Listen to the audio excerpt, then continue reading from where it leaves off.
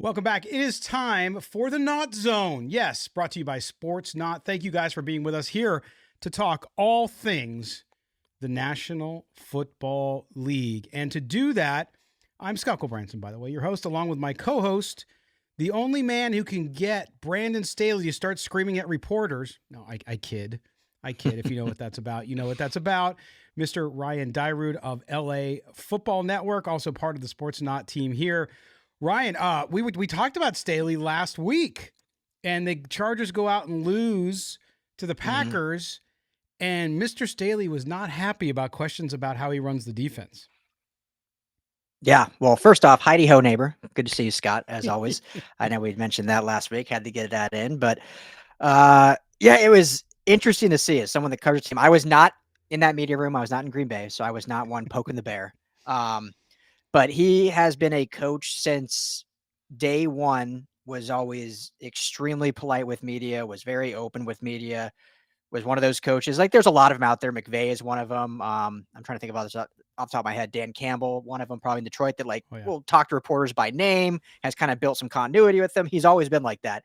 And for not whatever reason, we know why. The team isn't playing well. But this year, that has shifted. He's gotten much more poignant with the media and annoyed, and I don't want to say flustered, but just, not happy with their questioning. So it was a interesting press conference. I watched it, and sometimes, like, as a member of the media, I'm like, ooh, that's a little cold and rude. And then sometimes I'm like, kind of love it. Like, he just pushes back. And when you see coaches kind of give it back, you're like, hey, it wasn't to me, so that's okay. But yeah, very interesting to say the least. Well, and in this day and age, remember, I mean, I think you look at the polling, the only people that the public trusts least than journalists is the people who run our country, of course, in the Senate and the House, right? So you look at the approval rating of the U.S. government and our officials that we elect, journalists are right, and we get lumped in with that. So I think a lot of people, when they see that, actually love it because they feel like the media is getting too negative all the time. Now, also stress, right? I mean, the pressure's on Brandon Staley. You understand it. And I'm sure he's trying to figure it out. And when it's uncanny what's happened to that team with him and what happens with that defense. And so he probably is trying to figure it out, and it just keeps going the same way. And I can imagine being frustrated. And so people sometimes get overloaded and they lash out. So that's what happens. But we'll see how that all unfolds. And last thing to just add to that, Scott, shameless plug, article up on lafbnetwork.com about his comments and what that is. But it's interesting because he said in the quote that was taken, and we took it too, was, I have full confidence in the way we play, the way we coach, the way we teach. And, I believe that. I believe that he believes that and has that confidence. But you get to a point in coaching, but also in life and any of your other job, that do the players have full confidence in him? And it's gotten to that point where it doesn't seem like it anymore. And he could be saying all the right things at practice. You could be pushing all the right levers, schematically doing the right things. But the players, for whatever reason, just have lost that confidence. And sometimes that's just losing. And the easiest thing you can do is win, and all of a sudden you get that confidence back, but they haven't done that. And this maybe will be a segue. I don't want to steal the thunder because you always are such a great lead with this, but this could be a nice segue to maybe our next topic. But you look at a team like the Broncos, and in that Sunday night win against the Minnesota Vikings, Justin Simmons, after the game, was asked, like, what changed with this defense? I mean, you guys gave up 70 points to the Dolphins. You were the laughing stock of the league. Was it schematically? Was it this? And he said, we didn't change a thing. We just started believing in what our coaches were teaching us and believing in each other to do our jobs. The scheme has not changed since training camp to now. And so many reporters, media, content creators love to get into scheme and, are the coaches doing this and that? And there's issues with the Chargers scheme in some regards, but some of it's just, I don't think the players believe anymore. Yeah, it's such a great point and a great segue to the Broncos too, because I think you're right? I mean, I've covered the Raiders for 7 years, so I've seen a lot of losing. And I see players. It's not that they purposefully quit, but what they do is, when you keep doing the same thing, we saw this with Josh McDaniels, when you keep doing the same thing over and over again, you believe it, right? So, okay, we just got to get through this. We got to keep doing it, got to keep doing it, got to keep doing it. But then you get to some inflection point. There just becomes a point where you're like, okay, I've trusted, I've done everything the way they've asked me to, and it's still not working. And you get to a point, right, where the Broncos have gotten to that point where it is working. I mean, you look at the Broncos, plus 10 in takeaways, right? They've done an amazing job, and they've won 4 in a row. It's the first time in 7 years that they've won 4 games in a row. And you take it up a notch, they've won 5 of their last 7 after becoming the laughingstock, not only because of the Miami loss, but a lot of people were saying Russell Wilson was done. But I point you, and we do absolutely shameless plugs on the show, by the way, because we are brought to you by Sportsnaut, after all, which, of course, LA Football Network is part of. But I wrote a story October 28th about how the narrative on Russell Wilson was completely wrong. People laughed at me. Great People, story, by the way. People, what are you talking about? What are you talking about? No, and now the defense in Denver has led the way, but the offense has quickly coalesced around Russell Wilson. Is he Russell Wilson of 12 years ago? Of course not. Okay, I'm not saying that he is, but they have led that team out. Again, on Sunday, 31st career regular season fourth quarter comeback ties John Elway for the most all time. Okay, since 1950. So you look at Denver, you look at how they've been forcing turnovers. And so there's an example of it didn't work, and then it started working. And so what they changed internally, we don't know. They of course they don't change schematically, but attitudes change, belief change. I think Sean Payton came in there cocky and thought it was just going to work because it's Sean Payton. And I think a lot of the media did too, by the way. And I think maybe he had to check himself at the door a little bit as things were going south, and now put it together. But you look at that team, Ryan, and not only are they playing well, but they have a chance now to surging towards a playoff contender. Yeah, which is wild considering they were 1-5 just 4 weeks ago. To say like, oh yeah, they're an actual playoff contender. Like they not just a contender by record, but I think an actual contender by play. I mean, you beat the Chiefs, you beat the Bills, you beat this Vikings team, which has been kind of the hottest team in football. We talked about it 3 weeks ago. Are they for real? And they certainly kind of looked the part, Yes. Even with Josh Dobbs. And so it's certainly treading. And one more point on the turnaround. And I agree with you 100%. I think Sean Payton came on a little cocky, probably to check himself. But I think there's also something there of, historical relevance. And when you look back at Brandon Staley, he believes full well what he's teaching and coaching, but he has no track record of it working, right? Like, yeah, he comes from a nice tree. They had a good defense with the Rams, which we talked about last week, but there's no track record of him as a head coach and winning. Sean Payton, yes, there was a lot of growing pains, but everyone can sit there and say, all right, this guy's literally had a winning record every year as a coach. He's been to Super Bowls, won a Super Bowl, obviously. He's going to have a Hall of Fame quarterback in Drew Brees. So there's some track record there that you can put some stock on. So I think that's a big piece. And the last thing, I don't know how much you want to talk about the Broncos because I don't know if I've even mentioned this on the show before, but I live in LA, cover LA, but my childhood team is the Broncos. I'm from Denver. So I don't get to talk about them in my daily work since I cover LA. So now I'm like, all right, we're talking Broncos. Let's do it. So you can cut me off whenever you want, Hat? Scott. You're not wearing a Broncos hat today? I know. They're all in the closet, I guess. It's been many years since I've had the desire to wear one of those. But I've seen a lot of talk, and just cut me off whenever you want to move on. But I've seen a lot of talk about, and rightfully so, but this offense and this team kind of reminds everyone of the Tebow year, right? That it was a fun year of, it was just an inept offense, but then Tebow would miraculously put the team on his back into the game. They go on and win, and it was a fun story. They win one playoff game, they get blown out, and then they go get Peyton Manning, and the rest is history. And so I understand that narrative. The difference with this team is this offense is not inept. Yeah, they're not scoring tons of points. What they are right now is kind of inept in the red zone, but they're moving the football. They're very efficient. They're not turning the ball over. Russell Wilson, 19 touchdowns, only 4 interceptions, which is the lowest interception total in football when it comes to quarterbacks have actually started since week 1.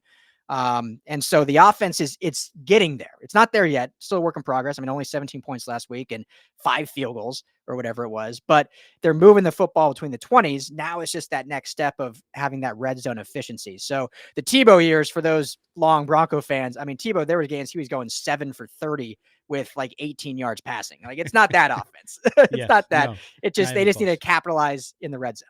Yeah, Cortland Sutton's come on, right? He's been playing really, really well. Had a big catch, obviously, on Sunday. And then, again, back to the takeaways. The Broncos have 12 takeaways over the last 3 games. That's huge. I mean, that keeps you in the game and puts your offense in a great position where even if you're kicking field goals and you haven't figured out how to get in the end zone as much as you need to, doing that. But, I mean, it's just interesting because you look at the Broncos. They got the Browns this weekend, and Then they have to face C.J. Stroud and the Texans, who are also surging, playing well.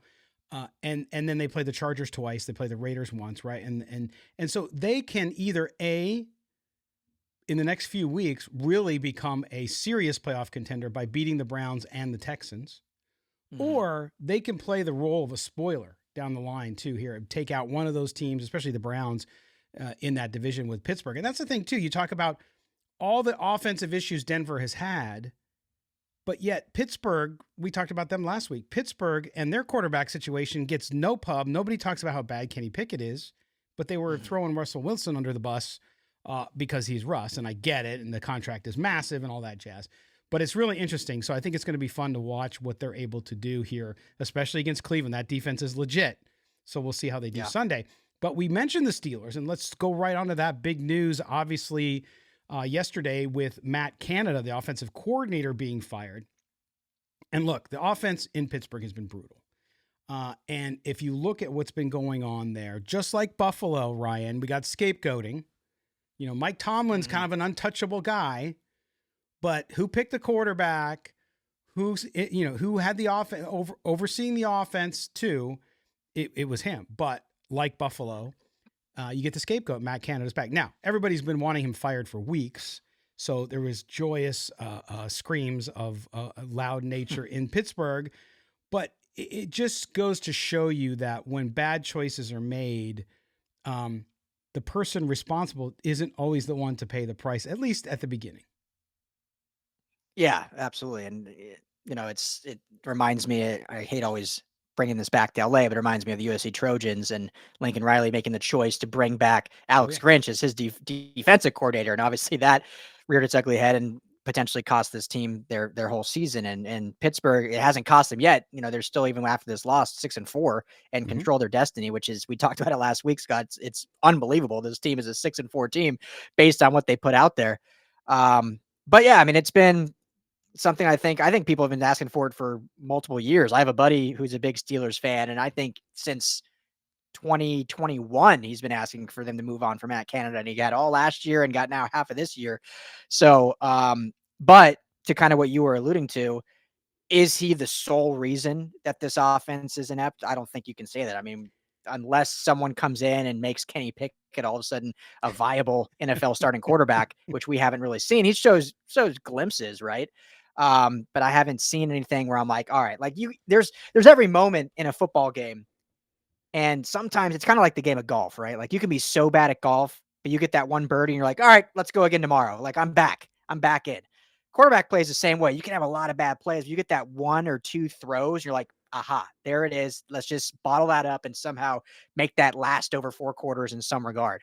Haven't really seen many of those moments with Kenny Pickett. I know he's had a couple game-winning drives, but yeah, none of those like big bottle moments. Go ahead. Yeah, we talked about it last week where he's got a higher quarterback rating in the fourth quarter than the other 3 combined. But you look at it, 10 starts this season. He's only thrown 6 touchdowns, 4 interceptions. He's averaging 6.1 yards per attempt in the air. That's 35th in the NFL among quarterbacks with 200 pass attempts. So there's 32 starters on any given weekend or during the season. So he's number 35. And then not only that, but his bad throw rate is 17%. He's only on target with 64% of his passes, which was a regression from a year ago. So the status quo won't work in Pittsburgh. And I think because they're winning, if they were 3-6, Mitch Trubisky would already be the quarterback. And I'm not saying Mitch is the guy either, but Kenny Pickett and the fact that the Steelers went all in on him, I think he's showing in the NFL what people said his weaknesses were coming out of college. So that might be a guy you can develop over 4 or 5 years and becomes a good backup, or maybe he earns his job as a starter later on. But where they have him, I just don't see it. And it's indicative of, I think, where the NFL is right now with quarterbacks. It's not a great era for quarterbacks. It goes in phases. And the Steelers are a perfect example of that because Kenny Pickett just can't do it. Yes, he's got athletic ability, right size, all that jazz, but just not putting it together. So another offensive coordinator loses his job. And I'm interested to see what the Steelers do to respond here, because they got to figure something out if they're going to continue to make a run towards the playoffs themselves. Yeah, absolutely. And you mentioned with the quarterback play. What's interesting, kind of last point on this is this isn't necessarily at the Steelers, but it just shows that having a good record can mask a lot of things. I think probably diehard Steeler fans know what's been going on, but nationally it'll mask a lot of things. Like we talked about, like, yeah, they're not a very good team, but hey, they're 6-3, cool, great, good for them. But you see it with other teams too. I mean, think of the Kansas City Chiefs, right? That just played, not to totally change the subject here, but it's similar on the same lines. Just played in the Monday night game against Philadelphia, lost that game, fall to 7-3 on the year. They have not scored a second half point since October 20th. It's been a month and 3 days now since they have scored a second half point. And yet, you ask everyone nationally, they're the Super Bowl favorite in the AFC because of the Chiefs. They're Andy Reid. They're Pat Mahomes. Yeah. I get that. But their record is 7-2. They are not playing like a 7-2 football team. And so the Steelers, you have to start holding accountable when the schedule tightens. And we've talked about this now every episode, I feel like, Scott. When the schedule gets tough, what team are you going to see? The 7-2 team or the team that hasn't scored in the second half? The team that has Kenny Pickett and Matt Canada as their offense? What are you going to see? And I think we're starting to see that as the year progresses. Yeah, absolutely. And I mean, you think about it, and I was going to save my rant for later, but I'll work it in here because I think it's the right place. Do it. Which is the idea, for example, you're talking about that. So Patrick Mahomes, clearly the best quarterback in the league still, I believe. But you look at the Houston Texans and CJ Stroud, like, who's going to score more points than the Chiefs? Well, the Texans do, right? So there's opportunities out there for these teams to make a name for themselves. But the other thing I was going to do, and this is my rant, which is on Stephen A. Smith's show. I don't know if you saw it, Ryan, but Tom Brady was on, and Tom Brady kind of railed about mediocrity in the NFL, and it got me to thinking. And he's absolutely correct. And that's not to say that it's not fun to watch, that the ratings are down or any of that, because it's not. But I think what it means, and I had somebody misunderstand me when I said this publicly before, which is, the NFL is less concerned with the quality of play and the players who play the game, as far as talent-wise goes, as they are in producing a viable and digestible and entertainment product that's in demand, right? So that's what the NFL has become. So you look at it in the scope of a movie, a TV show, whatever it may be, professional wrestling. I know that's different, but still. And the idea is you're seeing less quality of play across the league at certain positions. Not every team, of course, but the talk about quarterback play. Now we've had unprecedented number of injuries this year, but you look at all of that, and that's what comes with parity in the NFL, the salary cap, all the things that have come from that over the years and years that it's been going on. I think you're seeing that. So I think Tom Brady's right. He also mentioned, and I want to get your reaction, Ryan, to this one, because he also mentioned that part of this too is the rules. So if a guy doesn't know, like, how do you tackle somebody? Like, everything you've been taught and everything coaches teach is now suddenly you can't do that anymore. And I totally am on board with player safety. But you suddenly take away all this stuff, and suddenly it's just not the same game. Now, everybody's eating it up. Ratings are at the highest ever. People are paying crazy amounts of money for tickets, everything. But I don't think Tom Brady's wrong. I think he's absolutely right. And the product, the NFL has to be careful, not yet, but eventually they have to be careful that the product doesn't become so diluted that it starts to lose people's passions and edge. Yeah. Well, it was such a fun conversation and I think polarizing comments, not in a negative way, but just because you can look at the two sides of the coin of what he's saying, and they relate both to him and to today's NFL and to past NFL. It's almost a triangle, a triage, if you will. And so one talking about the rules, and he mentioned guys that he played with on defense, and we obviously Ronnie Lott and Steve Atwater and some of these great hitters of the game, like they could not play in the NFL today. No, they could not play. You look at today, Kareem Jackson just got suspended again for 4 games for a hit. Today, Kareem Jackson is viewed as a dirty player. In the 80s and 90s, he would have been seen as one of the best hitting safeties in football. So the narrative changes too on the type of player you are based on these rules, even though all you're trying to do is your job of stopping the opponent from a first down, touchdown, catching the ball, whatever it may be. On the flip side, someone like Tom Brady, who played till he was 45, was afforded to play till 45 because of those rules that protected him and offensive players. I'm not saying he couldn't have played longer because of what he did off the field, his competitiveness, just how great he is.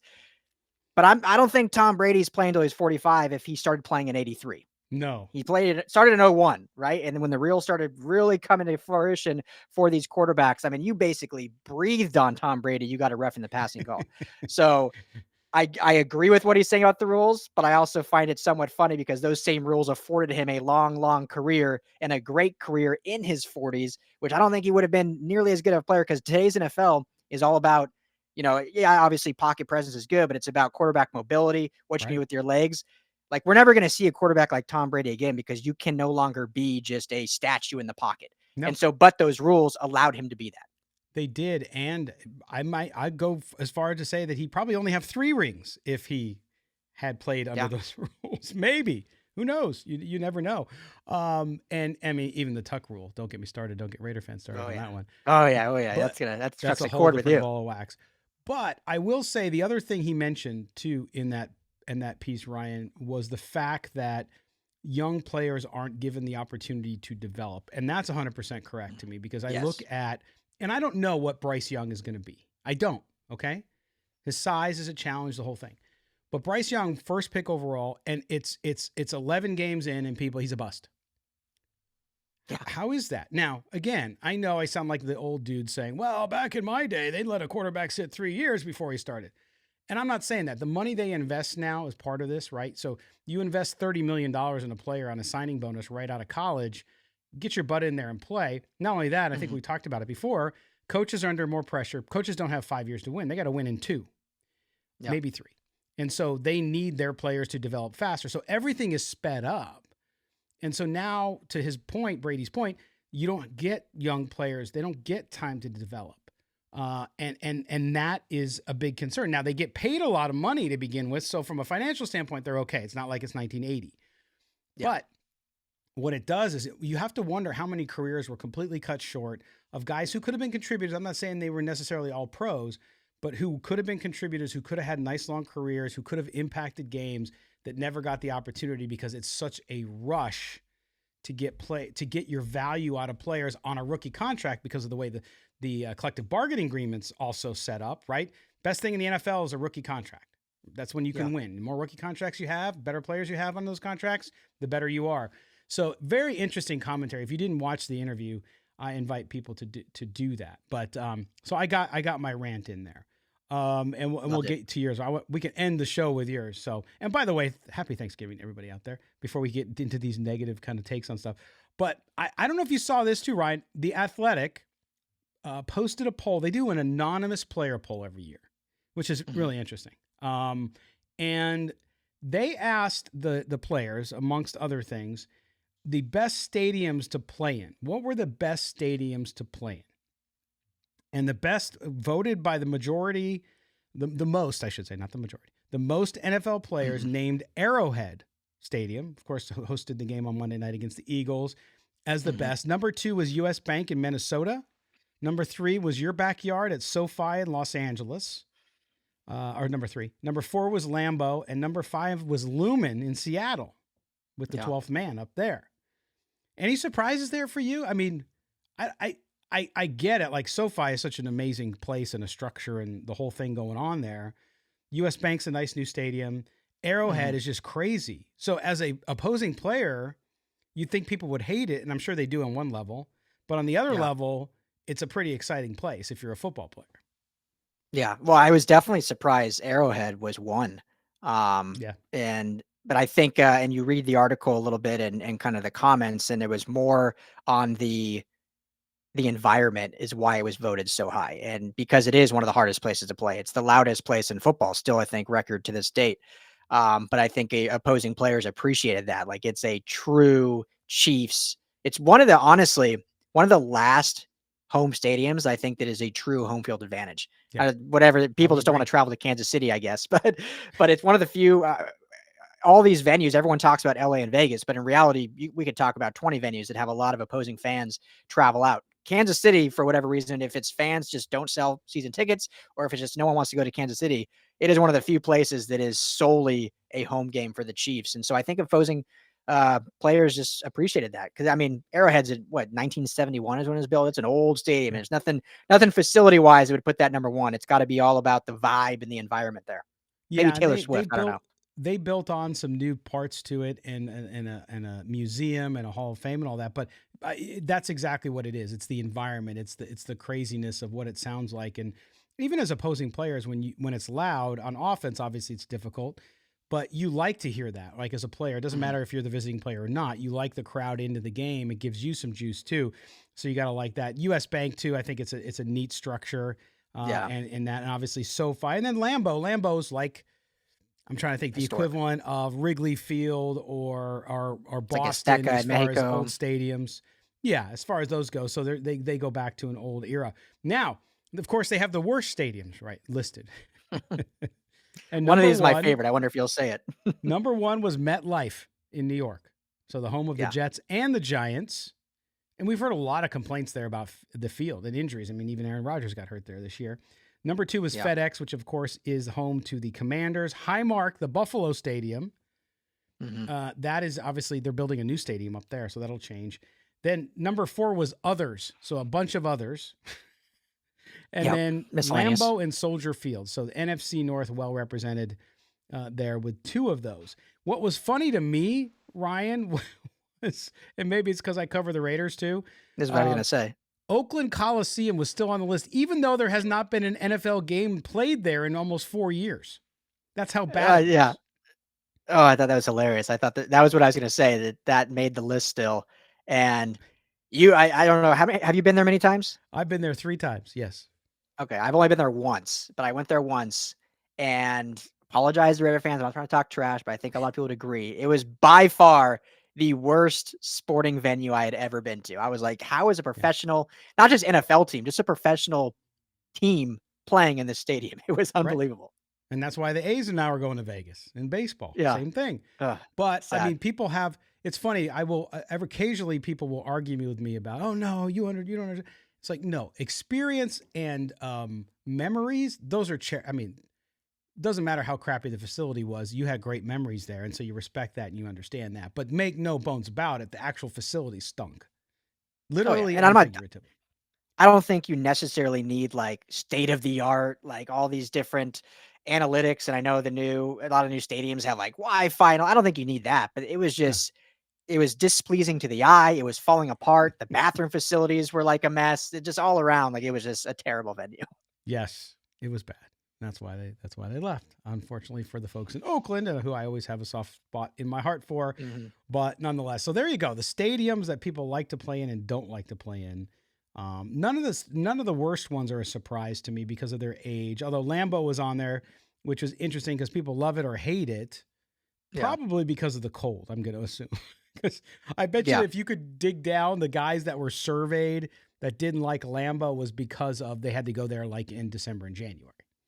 Which, I mean, one of the quotes is F Green Bay because it's super cold. So exactly. Too funny on that one. But there you go. That's the anonymous player poll, which is interesting. Also, Ryan, we are coming up tomorrow, of course, is Thanksgiving, but not only is there 3 games, a triple header on Thanksgiving in the NFL, but then of course the first Black Friday game is coming. And if you look at these games, like, you know, we all love football here, right? Of course. But you look at these games, Packers at the Lions. Lions, of course, are fun to watch. They're doing well. Commanders at Cowboys. Now, if this was 1986, big game. Right now, not so much, especially because of Washington. Then finally on Thanksgiving night, the dessert, if you will, if you don't partake in pie, will be the 49ers at Seahawks, which will actually be a good game if Geno Smith plays. If Geno Smith doesn't play, who knows? And that's an injury thing, so you don't know. But that triple header on Thanksgiving, I know the Lions and the Cowboys always have to play. Okay, I get it. But man, I wish they would have swapped out some of those matchups. Like the Vikings or somebody would have been a better lineup for those games. But it looks like and fitting that it's in Dallas because you give a patsy with the Commanders coming in there. Classic.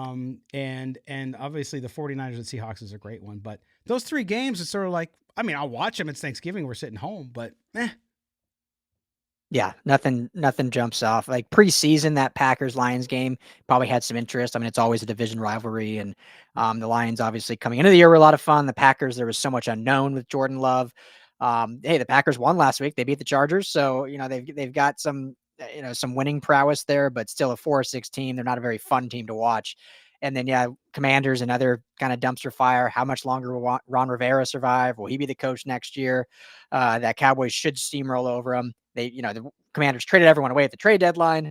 So yeah, not a lot of intrigue. But I mean, I feel like Scott, I always try to think back. I feel like in general, the Lions Cowboys matchups are generally just kind of duds for whatever reason. It's like they preseason they look good, but then obviously for so many years the Lions were so bad, so it So didn't even bad. matter who they played. The team was going to win. And then the Cowboys are, I get they're America's team, but they've just never been, at least for me, like a fun team to watch or whatever. And so I feel like they've always kind of been duds. It's always been that NBC primetime third game that has actually been the enticing one. And yet again, it seems like that's going to happen this year. Yeah, and it's I think that's why they added it, frankly, because at least they Yeah, can I think so. control it and Yeah. make it a little more exciting.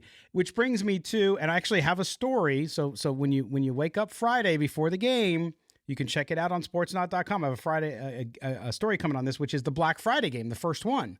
Mm-hmm. The Dolphins at the Jets. Really interesting story, by the way, behind this game and the decision to do a Black Friday game, including a team that wanted to step up and make it their Detroit/Dallas game to where they would host it every year, right? And it would become a tradition for their team. I'll share that one with you. It was the Bengals actually who raised their hand. They wanted to do it Wow. and be I the didn't know that. first and have it every Friday in Cincinnati, which is interesting because it's pretty cold here right now. So, but nonetheless, Wait, you have that. so And Scott, so they, instead, go ahead. not to cut you off, No, not to that's cut, well, okay. maybe you're gonna get to this. So sorry for cutting you off, but so they volunteered to host it every week, and then they didn't even get it this first year. The league was Correct. like, So nope. they what the story is, and I'll get into it in the written piece, but I'll share the short version, which is the league starts when they do this kind of stuff, they call around to the teams. Okay, talk to the owners, talk to the, and so they called Cincinnati, and because of course before Joe Burrow got hurt and they had a bad season, of course, they were considered a Super Bowl favorite, at least to be in competition with the Chiefs. So they called them and said, "Hey, would you guys play in this game? Number one, and number two, would you be interested in hosting it?" Or they actually asked them to play in it, and Cincinnati said, "Yeah, not only would we play in it, but we would like to host it, and we'd like to host it every year." Because somebody in the marketing department said, "Whoa, this would be great for us," right? Yeah. So they did that, and then what did the league do? The league said, "You know what? We got to make sure it's in New York because it's a bigger media market." So that's how. Now the Dolphins, I don't have any problem with the Dolphins because they're a fun young team to watch, and the Jets. This matchup you can understand because if Aaron Rodgers had still been playing, okay, it would have been a really cool marquee matchup for that Friday. So you get it. But now the league is thinking of having it every year on Friday in New York. So it's like the Bengals come up with a great idea, and the league says, "F you, we're going to take it," which is typical. Dang. So are we going to be stuck with the Jets every year, or the Jets and Giants going to rotate? Jets, Giants. I don't know. We'll see what happens. But the guy from the NFL who talked about this also said that his idea was to actually have the Raiders host it so that it would be Black Friday in the black hole, and of course that was shut down immediately because the Raiders aren't a very good team yet. So anyway, but very interesting. And here's my question for you: Friday's the worst night of TV as far as ratings go. People go out, they do things, end of the work week. I know it's Black Friday, so a lot of people have the day off. But I'm wondering, I know the NFL doesn't strike out much when it comes to TV, hardly ever. I just wonder, I'm interested to see what the ratings are going to be on this one because it's never been tried before. And I think the NFL is saying to people, "Hey, we're the NFL, we can do whatever the hell we want and people will watch." Well, I mean, that's definitely, I think, their approach, right? They're just like, it doesn't matter. We'll make it happen. Yeah, I'm interested to see. I mean, it's a noon Pacific, 3 Eastern kickoff. So kind of right in the middle of the day. So you figure if people are going to be doing the late night after Thanksgiving and the early morning shopping, they'll be coming home. For those that go out on Black Friday in the evening, they can have this as like their lunchtime. So I think the timing is okay. I don't know. I mean, I personally, I think because, and I'm not a big retail consumer and know the markets and stuff like that, but I feel like the change, like when you and I were younger, Scott, of like Black Friday was a set period, right? On Friday, like you had to go camp out. The doors opened at whatever, 4 a.m., 5 a.m. You had from 4 a.m. till 10 a.m. and that was Black Friday. Now it Yeah. starts like after Thanksgiving dinner at 6 p.m. on Thursday starts Black Friday. And it's all day through the weekend for Cyber Monday. So I think the league probably also is like, well, it's not really this. Yeah, it's still Black Friday, but it's not like such a set time of shopping. People can do it whenever they want. So they're still going to be around to watch this game. That's a really great point because our retail habits have changed significantly, right? To your point of when we were growing up, and yeah, you went out to get stuff. Now, I mean, I prefer not to shop at all. I mean, Yeah, I just me dial it too. up on my phone, order it, and it shows up at the door. And I think a lot of, I mean, I have a neighbor never goes grocery shopping. Like I couldn't imagine not grocery shopping at least some in person. But Yeah. they get their groceries like, yeah, I haven't stepped foot in a grocery store for 2 years. I'm like, you're kidding me. Like, no, I know exactly what I want. And they get it and they pick good produce. I'm like, wow. So I think you're right there. And not only that, but the brilliance, and you have to give the NFL credit where they deserve it, is it's an Amazon game, right? Mm-hmm. I mean, it's Yep, Friday. So Amazon gets to say, hey, watch football, order stuff from us. You don't got to go shopping. So, oh, yeah. And they'll have so many promos going on to go on Amazon. So it's going to be smart nuts. move. It's going to be nuts. Absolutely. All right. So there you go. That's the schedule for this week. Ryan, want to close the show. Want to give you the opportunity for a hot take. What's bugging you or what's on your mind that we didn't have in the show rundown around the NFL this week? I don't know if I've been pretty spicy the last few weeks with my hot takes. That obviously the Chargers one is looking real dumb right now, especially with Brandon Staley's seat as a hot take, a fiery hot. So I don't know if I have a super hot take at the moment. I think if I guess I'll do this as my like somewhat hot. I really love what the Lions are doing in Detroit. We've mentioned them kind of loosely about the Thanksgiving game, so we don't have to talk too much about them. Dan Campbell strikes me as a coach that people either love him or think he's a joke. And I love him personally. I love his mentality. I love watching Hard Knocks, how he treats his players. I love the fire and kind of brimstone that he is and just the passion guy. I think he's done a really good job. And this is where other, I think, coaches that are just what's the word I'm looking for? Motivators fail is he's actually hired a really good coaching staff around him. Yeah. So he can kind of be just that motivator guy. Doesn't have to all the schematics and X's and O's and game planning fall on his shoulders. I'm not saying he can't do that, but he's not forced to because he's got one of the bright young minds in Ben Johnson. The defense was abysmal when he first started there. Now the defense is one of the top units in the league. So, and obviously they get Brad, the former head scout of the Rams, as their new GM, who's done a great job, Brad Holmes. So, I guess the hot take is I think this Lions team is for real. I don't think they're a mirage. I don't think they're a fun team for this season. Sitting at 8-2, I think they are a real, legit NFL football team for the first time in years. And I just am excited to see them ride it out. Yeah, and I agree with you 100%. And I also think that like a lot of people say, oh, look, the Bears almost beat them. Yeah, but when you have a young team and they overcome adversity and still win the game, that's a big deal when you get in the playoffs because they don't have playoff experience, right? But what they do have is they have belief in themselves that even if they get down, that they can come back. And that goes back to the motivator piece. And it goes back to what you were talking about earlier with the Chargers. And we were talking about coaches in the Steelers is you have to believe, right? They have to believe what they're doing is going to work. And so if you have belief in it and you see it working in front of you, then nothing stops you. You play at your peak performance. And so I like the Lions. I think the Lions have an opportunity, especially because it's the NFC.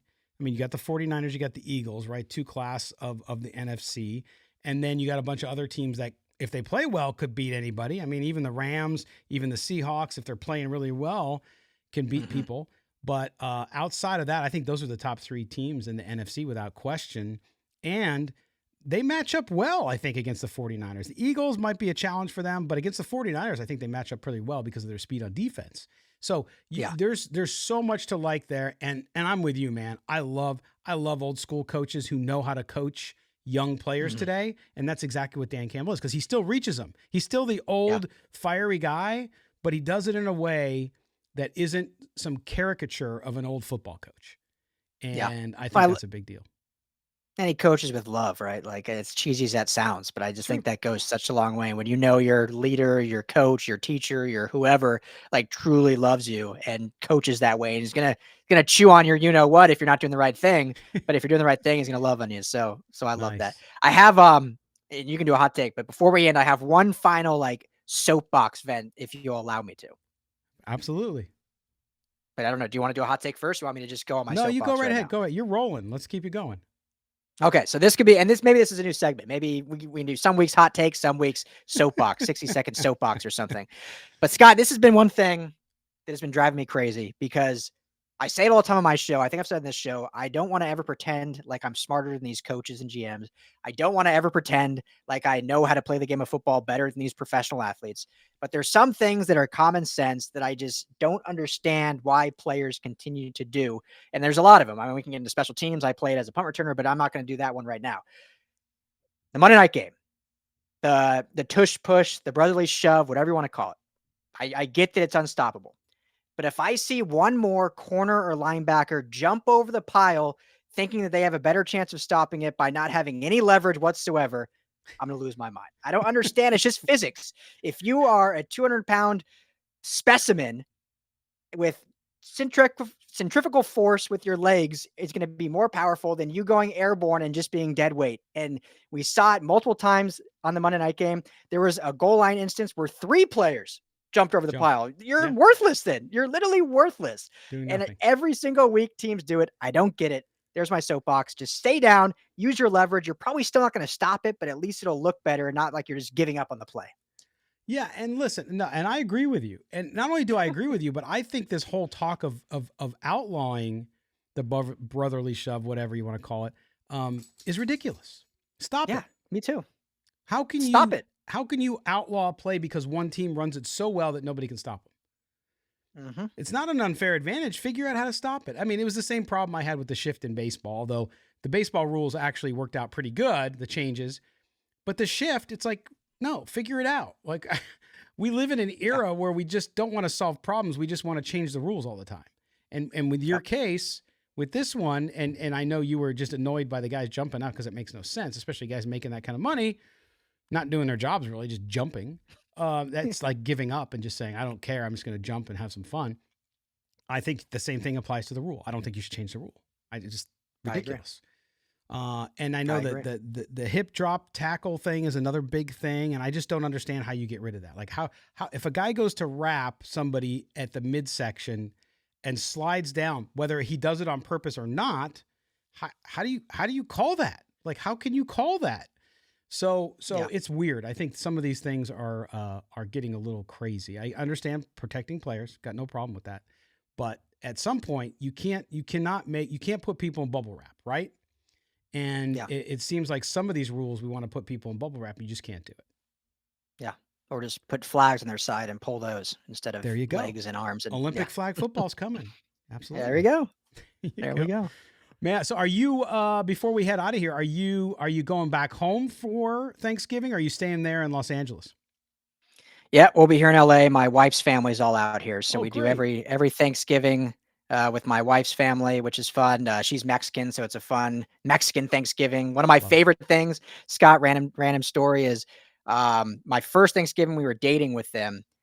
They put like my mother-in-law makes phenomenal. I mean, she's a great cook regardless, but she makes really good homemade red salsa. Like it's really good chili salsa. And so, you grew up not normal, but you grew up like in a white Thanksgiving. It's just, you put gravy on turkey and this. Well, with my wife's family, we put salsa on everything. So turkey and her homemade red salsa, unbelievable. Absolutely fantastic. I'll try to bring you some when I see you. Oh man, you got me. That's what I miss about living in Southern California. And I have a similar story though. My wife's Cuban. And so when I was dating her in college in Las Vegas, they would always have Thanksgiving on Wednesday because most of the family worked service industry. Of course, it's Las Vegas. So they worked in the casinos and they would actually work on Thanksgiving because there were a lot of gamblers from the Far East come in on traditional American holidays because they get the place to themselves.